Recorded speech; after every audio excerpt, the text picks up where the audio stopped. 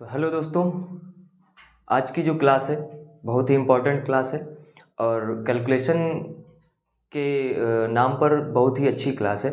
क्योंकि कैलकुलेशन करने पे हमें कुछ चीज़ें ऐसी होती हैं कि जो बहुत ही दिक्कत देती हैं। जैसे स्क्वायर होते हैं, ठीक है ना, स्क्वायर रूट्स होते हैं और हमारे क्यूब होते हैं, क्यूब रूट्स होते हैं। उन्हीं के मामलों में हम आज इस बारे में डिस्कस करेंगे किस तरीके से हम इन सब को सॉल्व करेंगे। जिसके लिए पिछली क्लासों में आप जब प्लेलिस्ट पे जाएंगे हमारी, या आप हमारे चैनल पे जाएंगे, वीडियोस पे देखेंगे तो आपको स्क्वायर यानी वर्ग और वर्गमूल से रिलेटेड वीडियोस वहाँ पे मिल जाएंगे। और साथ ही साथ घन का वीडियो भी मिल जाएगा, क्यूब कैसे करने से होते हैं, सारा कुछ मैंने डिस्कस कर रखा है। और लास्ट आपका जो बचा हुआ है वो अब बचा हुआ है आपका cube root. Cube root, cube root बोले तो घनमूल, घनमूल, ठीक है ये।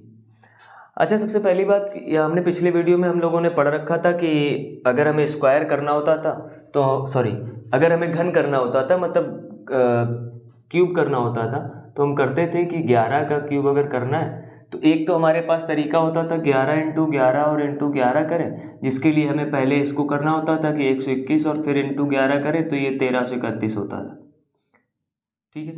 फिर हमने आपको एक बेहतर तरकीब बताई कि जिससे आप विद इन सेकेंड्स में आप सॉल्व कर सकते हैं। उसके लिए मैंने ये बताया कि आपको इसको हमने बताया कि आप इसको मान लीजिए ए, ठीक है, ये आपका मान लेते हैं ए है और ये बी है, ठीक है।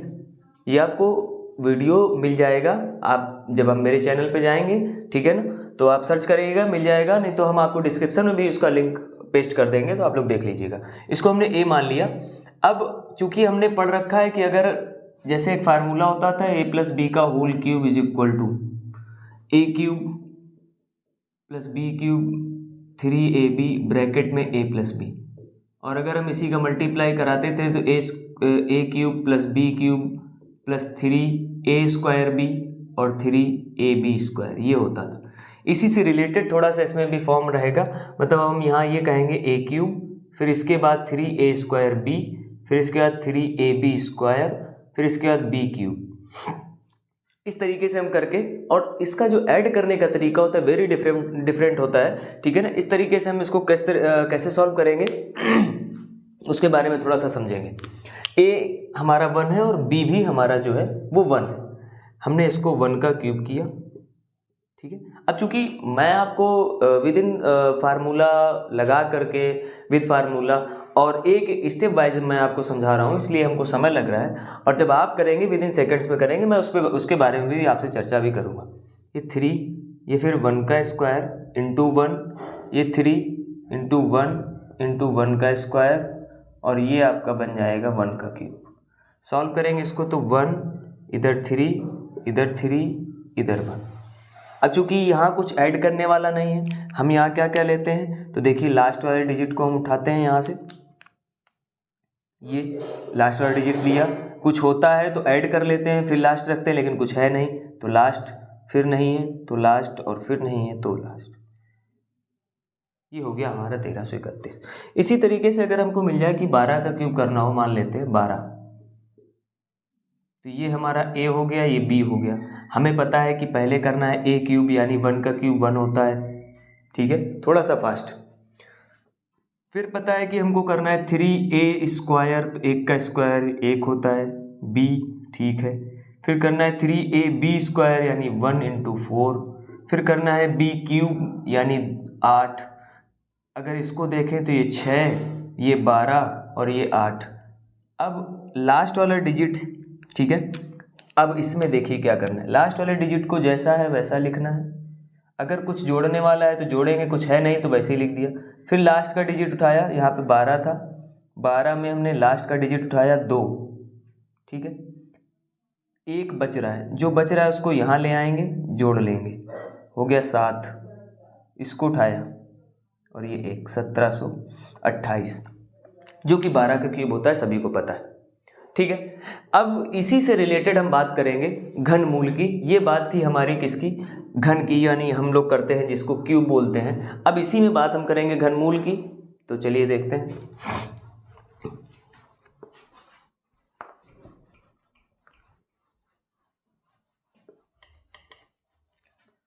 देखिए घनमूल के लिए बेसिक तरीका जो हमारा होता है वो हमको पता है कि जैसे छोटा सा एक हम एग्जांपल ले लेते हैं कि 27 तो सबसे पहले हमें ये जानकारी होनी चाहिए कि 27 किसका घन है। अगर घन पता है तो हम घनमूल निकाल लेंगे, वही हमारा आंसर हो गया, जिसका घन वही घनमूल। लेकिन अब चूंकि बड़ा क्वेश्चन अगर दिया जाएगा, ये तो 27 दिया नहीं जाएगा, ये तो हमने एज ए एग्जाम्पल लिया हुआ है, और जब एज एग्जाम्पल लिया है तो इसको तो सॉल्व करना हमें आना चाहिए। और अगर बड़ा क्वेश्चन दिया जाएगा हम किस तरीके से सॉल्व करेंगे, ठीक है, तो वो सारी जानकारी इस वीडियो में आपको मिलेगी। तो समझिए जरा, अगर 27 का हमें करना है तो हमें पहले पता रहता था कि हम 27 के करते थे फैक्टर, और जब फैक्टर करते थे तो 9 बार गया और ये 3 बार हुआ और ये 3 एक कम 3 हुआ, कुल मिला के 3 जोड़े बनाए जाते थे, और 3 जोड़े में से एक बाहर निकलता था, यानी 3 के अब एक ही जोड़ा बना है तो एक बाहर निकलेगा, यानी इसका जो आंसर हुआ वो 3 हो गया, ये हम कहते थे। ठीक है, फिर थोड़ा सा आगे बढ़े हम लोग, तो थोड़ा सा जब मतलब पढ़ने में ठीक ठाक क्लास में पहुँचे तो हमको सिखाया गया कि अगर आपको ये 27 लिखा मिले तो आपको ये करना है कि 3 × 3 × 3, इससे एक 3 बाहर आ गया, आंसर हो गया। फिर इसके बाद थोड़ा सा लीजेंडरी पोजीशन आती है जो हम लोगों की, तो उसमें हम लोग ये समझते हैं कि जैसे मान लेते हैं हमारे पास दे दिया गया 1000, तो हम थोड़ा सा एडवांस लेवल में पहुंचे और हमें पता ये चला कि अगर 3 जीरो हैं तो 3 जीरो हैं, क्यूब रूट निकालना है, मतलब 1 जीरो बाहर आएगा, आंसर। ठीक है, जैसे इसी को हम ये कह सकते हैं कि अगर मान लीजिए ये लिखा है 10 की घात -3, तो अब इसको हम किस तरीके से डिफाइन करेंगे कि ये हो गया 1 बटे और ये 1000, क्योंकि माइनस में घात है, प्लस में करने के लिए अगर अपॉन में माइनस की है तो ऊपर ले जाएंगे प्लस की हो जाएगी, ऊपर माइनस की है तो नीचे हर में ले आएंगे तो प्लस की हो जाएगी। ठीक है, तो हमने इसको जब इस तरीके से बनाया, हमें फिर से पता ये चल गया कि ये 3 हुआ, और इससे हम क्या कर सकते हैं, तो अब ये नोट करने की जरूरत नहीं है, इससे हम क्या कह सकते हैं, 1 जीरो वाला बाहर आएगा, यानी 1/10 हो जाएगा, और इस 10 को जब ऊपर ले जाएंगे माइनस की पावर हो जाएगी। या हम डायरेक्ट अगर कहना चाहें तो इसके माध्यम से हम डायरेक्ट ये कह सकते हैं कि पावर में 3 है, यानी 1 पावर हमारी बाहर आ जाएगी। ये हमने सीखा पुरानी क्लासों में, ये सारी चीज़ें हम लोग सीख चुके हैं, और ये हमको बहुत बेहतर तरीके से आता भी है।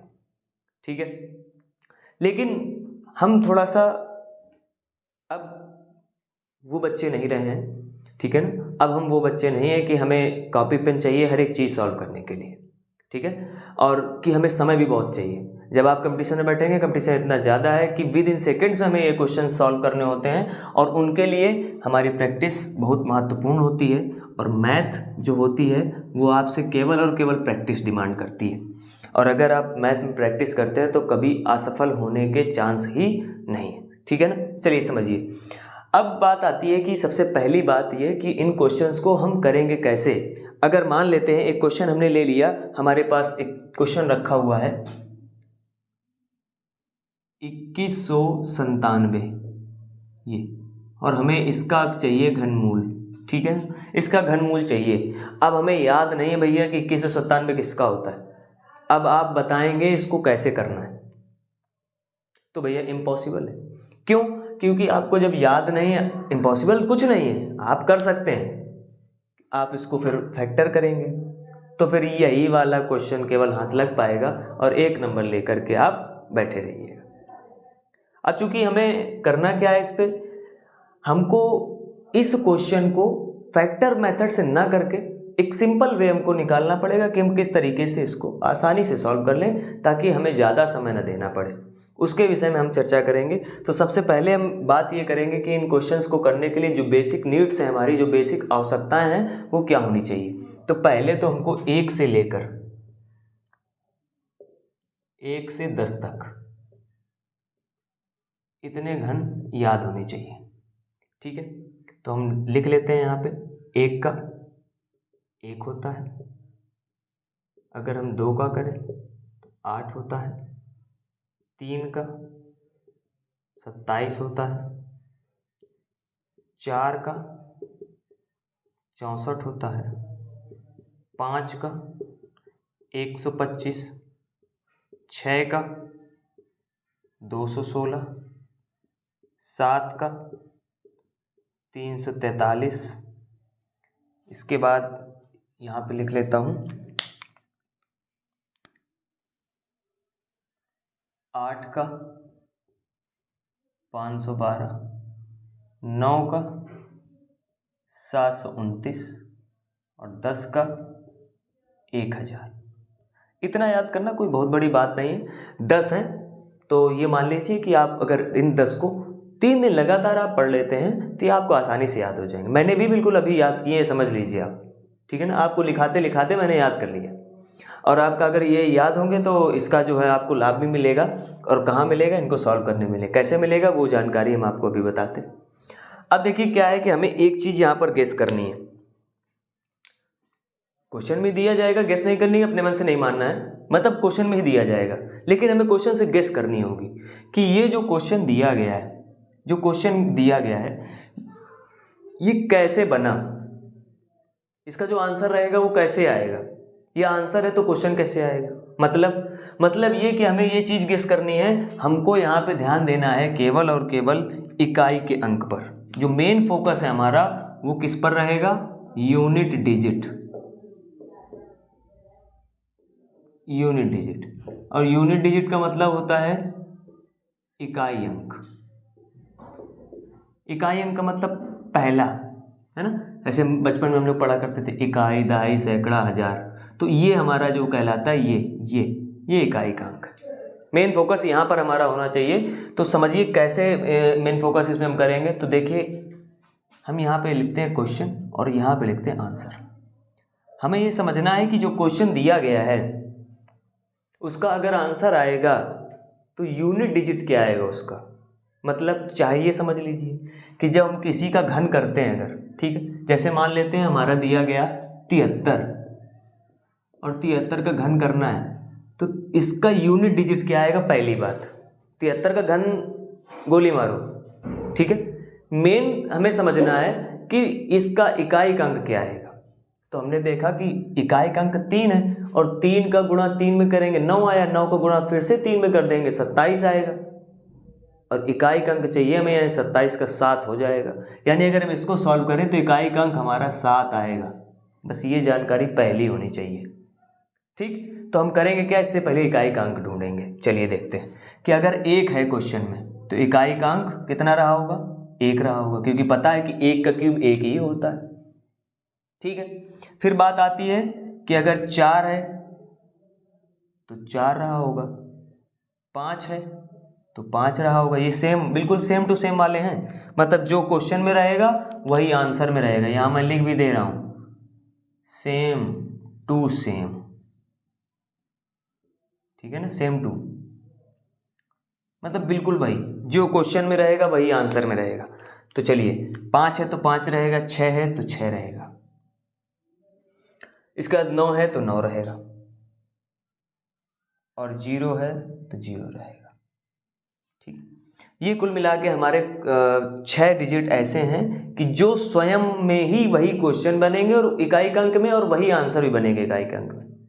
बचे कौन कौन से हमारे पास, बचे हमारे पास एक 2 बचा,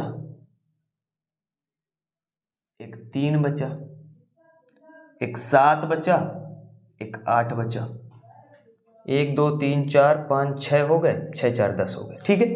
अब 2 का अगर हम करते हैं क्यूब, तो 2 का क्यूब करते हैं तो हमें पता है कि इकाई का अंक किसी का 2 है, उसका क्यूब किया जाएगा तो उसका भी इकाई का अंक क्या आएगा, उसका 8 आएगा भैया, चाहे समझ लो। अगर हम 12 का क्यूब करेंगे, 12 में 2 है तो 2 का क्यूब 8 होता है, यानी लास्ट में तो 8 ही आएगा। आगे क्या आएगा डजेंट मैटर, ठीक है ना। आगे क्या आएगा उसे हमें कोई मतलब नहीं, हमें मतलब किससे है, केवल और केवल इकाई के अंक से है। हम क्या समझाना चाहते हैं वो बात आप समझ लीजिए।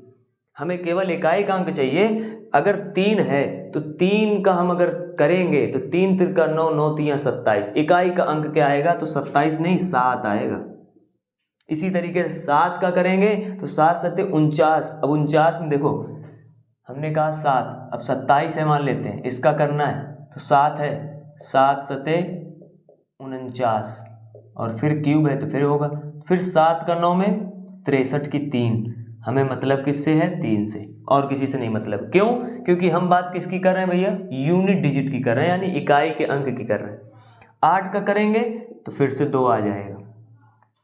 ये बात हमारी हुई यूनिट डिजिट की। फटाक से 1 मिनट के अंदर आप लोग स्क्रीनशॉट ले लीजिए इसका, ठीक है। और थोड़ी सी चर्चा इसी में आगे मैं करता हूँ कि अगर जब आप ये यूनिट डिजिट वाला मामला भली भांति जान जाएंगे तो कुछ चीज़ें जो हैं वो आपको आसान लगेंगी। समझते हैं।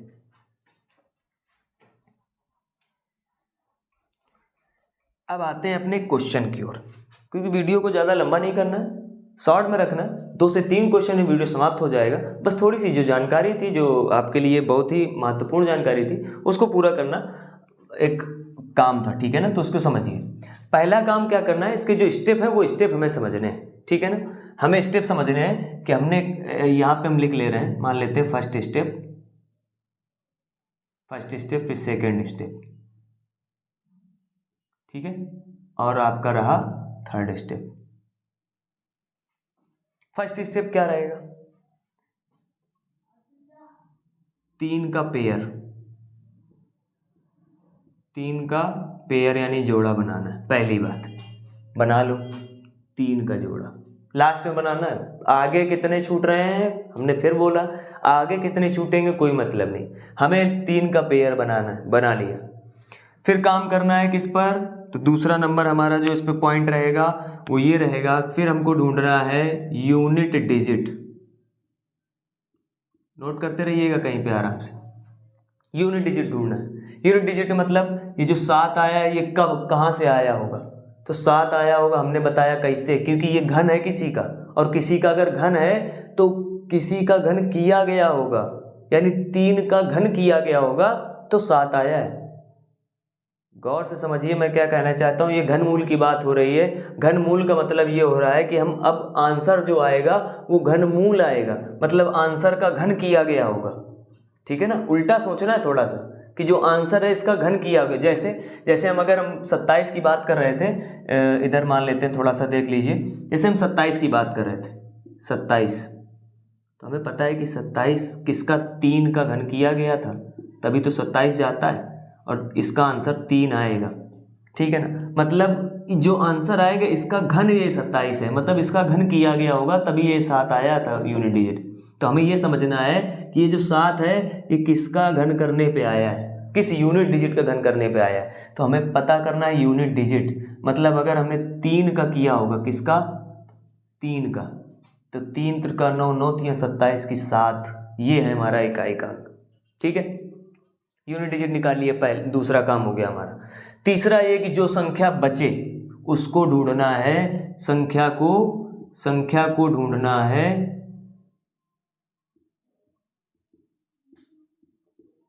है, किसके घन के बीच है, किसके घन के बीच है, ठीक है। बाकी अपना आप पूरा कर लीजिएगा सेंटेंस को। संख्या को ये ढूंढना है कि ये जो संख्या बची है 2, ये किसके किसके घन के बीच है। तो अगर हम देखें तो 1 का घन 1 होता है, ठीक है, 2 का घन 8 होता है, और इन दोनों के बीच में 2 है। और जब ये इन दोनों के बीच में है तो चौथा स्टेप है, जब ये पता चल जाए कि किसके घन के बीच की बात बोली गई है, तो फोर्थ स्टेप है हमारा क्या, कि छोटी वाली संख्या को लिख देना है, छोटी वाली संख्या, ठीक। छोटी वाली संख्या तो देखिए 1 का था 1, 2 का 8, अब इसके और इसके बीच की बात है, मतलब 1 और 2 के क्यूब के बीच में है, ये 1 और 2 के क्यूब के बीच में है, और छोटी संख्या अब हमारी इसमें कौन सी है, 1, तो ये हमारा बन गया 13 बन गया, ठीक है। आगे देखते हैं एक और क्वेश्चन। थोड़ा सा अगर आपको इसमें कुछ लोचा समझ में आया हो कि नहीं समझ में आया है तो हम थोड़ा सा एक और क्वेश्चन देख लेते हैं, और आपको 100% श्योर है क्वेश्चन समझ में आएगा। अगर आपने अच्छे मन से पढ़ा है तो क्वेश्चन आपको समझ में आएगा, आप करना सीखेंगे और आपके क्वेश्चन कभी गलत नहीं होंगे, ठीक है। एक नेक्स्ट क्वेश्चन हम ले लेते हैं 19,683। काम फिर वही है, ठीक है ना। काम फिर वही है कि हमें क्या करना है, सबसे पहले भैया 3 का पेयर निकाल लिया। अब जब 3 का पेयर निकाल लिया, हमको इकाई के अंक से मतलब है, और इकाई का अंक हमें ढूंढना है कि किस इकाई अंक का ये क्यूब है, तो हमने सोचा तुरंत कि 7 में हमने लिखा था कि 7 का स्क्वायर करते तो 9 होता है लास्ट में इकाई अंक, और 7 का क्यूब करते तो इकाई अंक 3 आता है, मतलब 7 रहा होगा इसके आंसर में। अब ये 3 खत्म, बचा 19। अब 19 को हमें सोचना है कि किसके किसके बीच में है। तो हमने देखा कि ये 4 का अगर क्यूब करते हैं, नहीं स्क्वायर नहीं, क्यूब की बात है, ये किसके क्यूब के बीच में। तो हमने देखा कि अगर हम 2 का कर रहे हैं, 3 का कर रहे हैं, 2 का क्यूब कर रहे हैं तो 8 आ रहा है, 3 का क्यूब कर रहे हैं 27 आ रहा है। ठीक है, अब 3 का क्यूब कर रहे हैं 27, यानी 19 से बड़ा हो गया, 8 19 से छोटा हो गया, मतलब जो 19 है वो इन्हीं दोनों के बीच में है और यही ढूंढना है। तो हमें मिल गया कि 2 का क्यूब और 3 का क्यूब के बीच में है, छोटी संख्या लिखनी है, छोटी संख्या हमारी 2 है, 27। ठीक है, अगला क्वेश्चन। अभी भी समझ में नहीं आया हो तो फिर से अगला क्वेश्चन समझते रहिए, जब तक आप लोगों को समझ में नहीं आएगा तब तक समझाया जाएगा। नेक्स्ट क्वेश्चन हमारा है 17 56 16, थोड़ा सा बड़ा हर बार लेंगे हम। 17 56 16 3। अब फिर वही बात हमने बताया है। अच्छा एक चीज और, ये सेम वाले आ गए। अब 6 इकाई का अंक 6, तो 6 का चाहे स्क्वायर करो तब भी 6 आता है, और अगर क्यूब करो तब भी 6 आता है। मतलब 6 का आप कुछ भी पावर कर दो 6 आएगा, 1 की कुछ भी पावर कर दो 1 आएगा, 5 की कुछ भी करो 5 आएगा, 0 की कुछ भी पावर करो 0 आएगा। मतलब कहने का ये कि कुछ ऐसे वर्ड्स होते हैं कि जिनको हमें कुछ भी हम पावर करें, कितना मल्टीप्लाई करते जाएं उसी संख्या में, तो वही संख्या आती चली जाती है। ठीक है ना। तो सेम हमने कहा कि 6 इकाई का अंक, पहला काम स्टेप हमारा ढूंढना था कि इकाई का अंक हमने ढूंढ लिया। इकाई का अंक जब ढूंढा तो 6 आया, 3 छोड़ दिए, बचे हमारे पास 3। अब उन तीनों को ये ढूंढना है कि जो 175 है, ये जो 175 है ये किसके किसके क्यूब के बीच में है। ठीक है, तो अगर हम करें 5 का क्यूब तो होता है 125, करें 6 का क्यूब तो होता है 216। अब हमें पता चल गया कि इन दोनों के बीच में ये धरे हैं, इन दोनों के बीच में महाराज जी हैं, और जब ये इन दोनों के बीच में हैं तो हमने कहा है छोटे वालों को हम तुरंत पास बुला लेते हैं, तुरंत आंसर बना देते हैं। अभी भी क्वेश्चन समझ में ना आया हो ही नहीं सकता। फिर भी अगर रह गया हो, एक क्वेश्चन और देखते हैं, समझा के ही बिल्कुल ये मानिए आपके हम सांस लेने वाले हैं।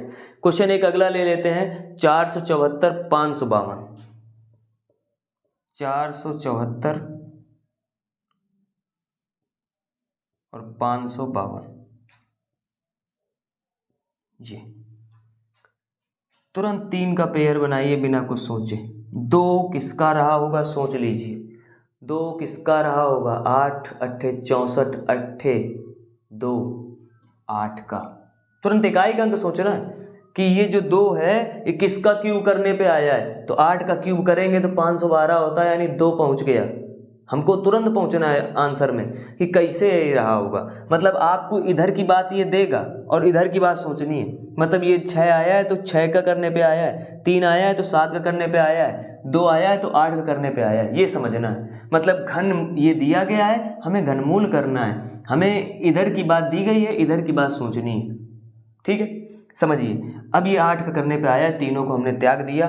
बात आई हमारी 474 की। बेटा जो 474 दिए गए हैं ये खुद कह रहे हैं कि हमको पता करिए कि हम कहाँ बैठे हैं। तो हमें पता ये चल गया कि हम अगर 8 का क्यूब कर रहे हैं तो 512 हो रहा है, थोड़ा सा बड़ा है 7 वाला ले लेते हैं, और 7 का क्यूब कर रहे हैं तो हमें पता है 343 हो रहा है। यानी इन दोनों के बीच में ये बैठे हैं, और जब बीच में बैठे हैं तो छोटे वालों को फटाफट उठा लाते हैं। ये हमारा 78 हो गया। ठीक है, ये हमारा 78 हो गया। और सबको पता है कि ये चीज़ हम बार बार वही लगातार सिखाते चले आ रहे हैं किस तरीके से करना। ठीक है, तो बात यहाँ तक सभी को क्लियर हो गई होगी।